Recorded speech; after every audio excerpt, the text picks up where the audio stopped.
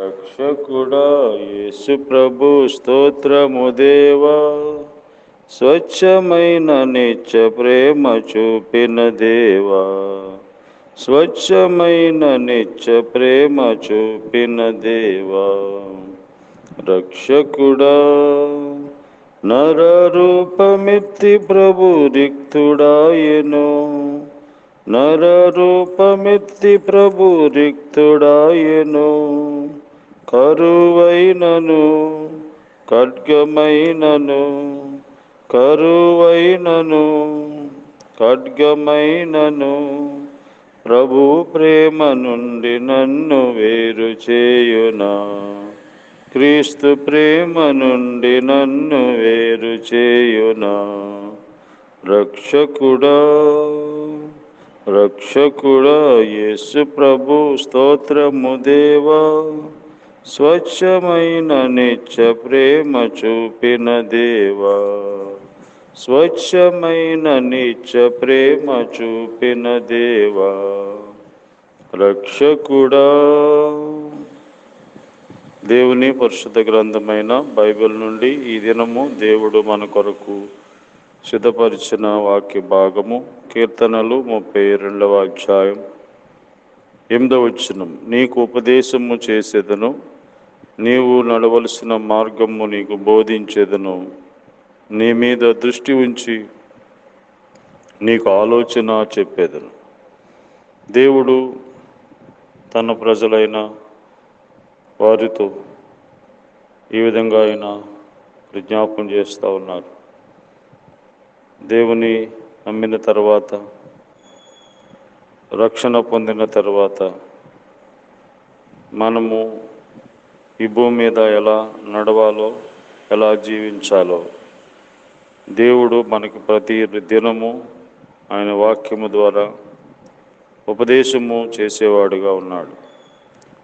ఆయన ఉపదేశము చేసి ఆయన మార్గంలో, నడవలసిన మార్గంలో మనల్ని నడిపించేవాడు. నడవకూడని మార్గముల నుంచి మనల్ని తప్పించి యథార్థ మార్గంలో, పరిశుద్ధమైన మార్గంలో ఆయన మనల్ని నడిపిస్తాడు. దేవుడు ఉపదేశము చేత మనం ఈ భూమి మీద నడిచేవారుగా ఉండాలి. దేవుడు మనకి ఉపదేశం చేసినప్పుడు మనం ఎలాగుంటాం? కీర్తనలు గ్రంథము 19వ అధ్యాయం 8వ వచనంలో మరి ఈ విధంగా రాయబడింది. యెహోవా ఉపదేశములు నిర్దోషమైనవి, అవి హృదయమును సంతోషపరచును.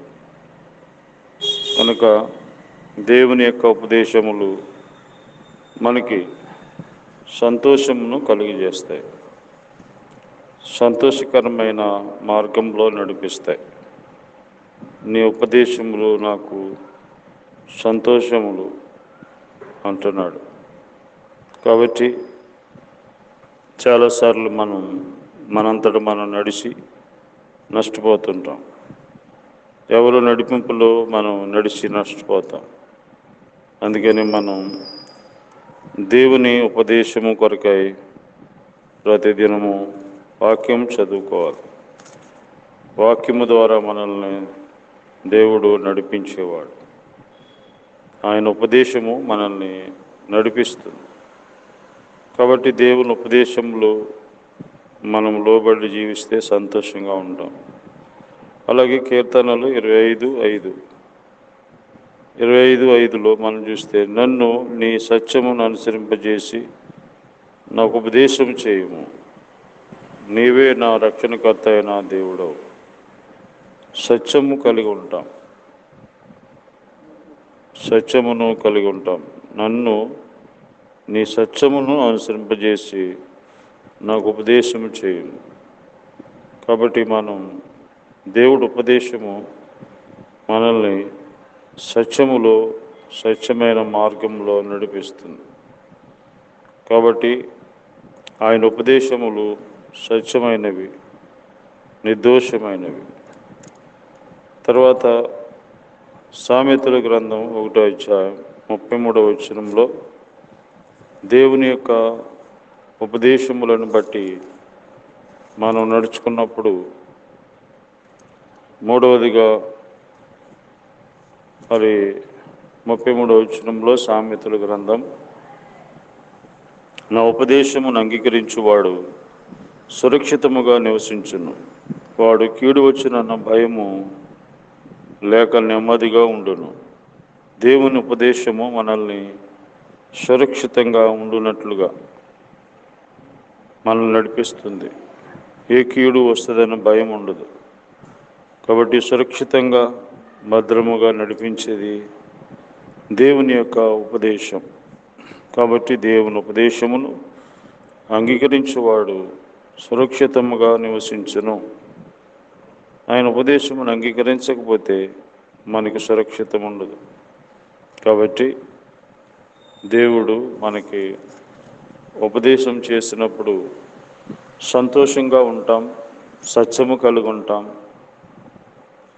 తర్వాత సురక్షితంగా నివసిస్తాం.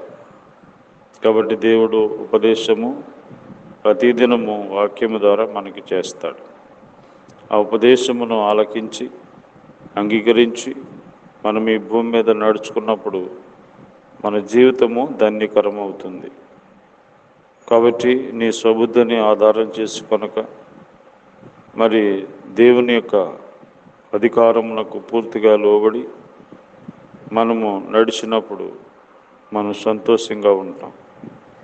కాబట్టి అందుకనే యేసు ప్రభువారు ఆయన మార్గములో మనం నడవాలని ఈ భూలోకానికి మార్గము అయిన దేవుడిగా వచ్చి మనల్ని తన మార్గములో నడిపింప చేయడానికి, మనల్ని పరిశుద్ధులుగా చేయడానికి ఆయన రక్తమంతా చిందించి మరణాన్ని జయించి పాప పరిహారం కొరకే రక్తమిచ్చి సజీవుడిగా మన మధ్య ఉన్నాడు. మరి ఆయన్ని ఎవరైతే అంగీకరిస్తారో వారి జీవితంలో మేలు, నిత్యజీవం, సంతోషం కలిగి ఉంటారు. కాబట్టి ఇదే అనుకూల సమయం, ఇదే రక్షణ దినం. యేసు ప్రభువుని అంగీకరించి సురక్షితంగా ఉంటాం, సంతోషంగా ఉంటాం.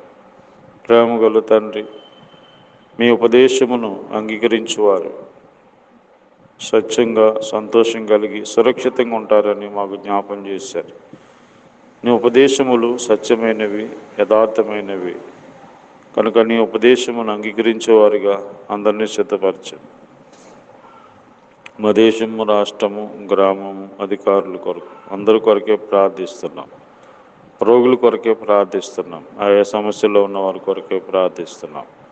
చదువుకున్న వారి కొరకు, జీవితంలో మరి విసిగిపోయిన వారి కొరకు, నెమ్మది లేని వారి కొరకు ప్రార్థిస్తున్నాం. మీ నెమ్మది దయచేయండి, మీ రక్షణ దయచేయండి. ఈరోజంతా కాపాడి భద్రపరచు, కీడు అపాయాలు తప్పించు. యేసు నామములో ప్రార్థిస్తున్నాం తండ్రి, ఆమేన్. తండ్రి అయిన దేవుని ప్రేమ, ప్రభువైన యేసుక్రీస్తు వారి కృప, పరిశుద్ధాత్మ దేవుని అనే సహవాసం ఈరోజంతా మనకి తోడైండి కాపాడును గాక. ఆమేన్.